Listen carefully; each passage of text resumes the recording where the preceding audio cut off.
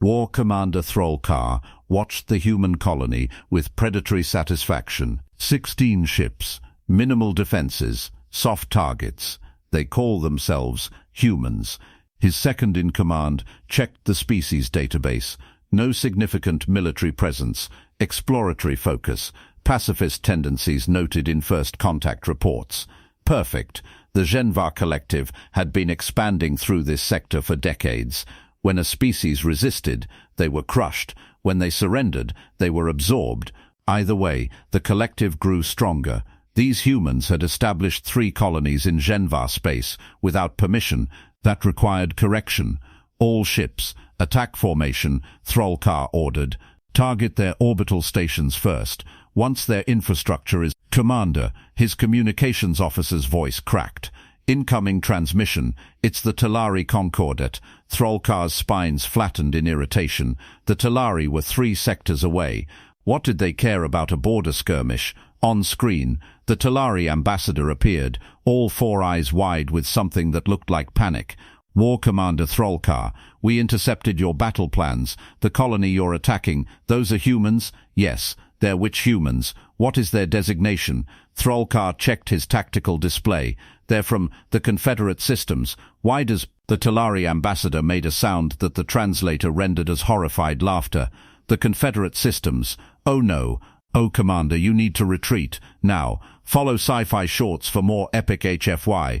These are exploratory colonists. They have no military. They're all military. The ambassador's voice rose. Commander, those aren't just any humans. Those are the ones from the Korvax Incident. Thral'kar felt his blood chill. The what? You don't know? The Tellari stared at him. 3 years ago, the Korvax sovereignty tried to claim a human mining operation in the Sigma sector. 15 Korvax battle fleets, over 300 warships, and the Korvax sovereignty doesn't exist anymore. The words hung in the air. That's impossible, Thral'kar said. One mining operation couldn't. It wasn't the mining operation. It was what humans call a proportional response. The ambassador's translator struggled with the concept.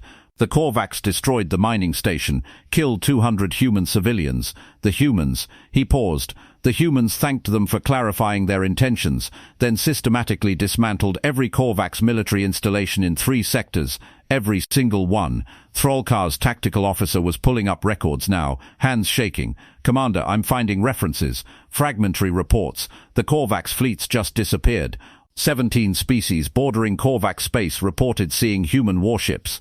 Then the Korvax stopped responding to hails. They're extinct. No. Subjugated. Occupied. The humans installed a provisional government, dismantled their military, and left advisors. The Tellari ambassador leaned closer to the screen.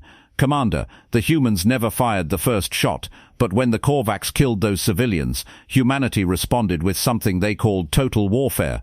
Other species don't even have words for what they did. Thral'kar looked at his tactical display, his 16 ships. The human colony below with its peaceful infrastructure and minimal orbital defenses. How long did it take them to defeat the Korvax, he asked quietly. 11 days. 11 days to destroy a multi-sector empire. Commander, his sensor operator's voice was panicked now. I'm detecting energy signatures. Multiple FTL transitions. They're behind us. The tactical display lit up with red icons. 20 human warships dropping out of FTL in perfect formation. Not exploratory vessels. Not colony ships. Warships. The lead vessel hailed them. A human appeared on screen, female, young, with the kind of calm that came from absolute confidence. Genvar vessels, this is Captain Torres of the CNS Retribution. You have entered Confederate space and taken aggressive posture toward our civilians. Power down your weapons and prepare to be escorted out of this system. Thral'kar found his voice. You're defending a colony. We're defending our people. Last chance. Power down. The Korvax. Thral'kar heard himself say. The Korvax Incident. That was you? Captain Torres's expression didn't change. The Korvax made a choice. You're about to make one too. Choose differently than they did. Thral'kar looked at his 16 ships. At the 20 human warships that had appeared like ghosts, at the colony below that he'd thought was defenseless. The Korvax had 300 ships. They were gone. He had 16. All ships, he said, his voice barely steady. Power down weapons. Prepare to withdraw. His second-in-command stared at him. Commander, we outnumber their colony defenses. We're leaving. Now. But the Korvax had 300 warships. Thral'kar shouted. Where are the Korvax now? Where is their military, their empire? He gestured at the human ships on the display.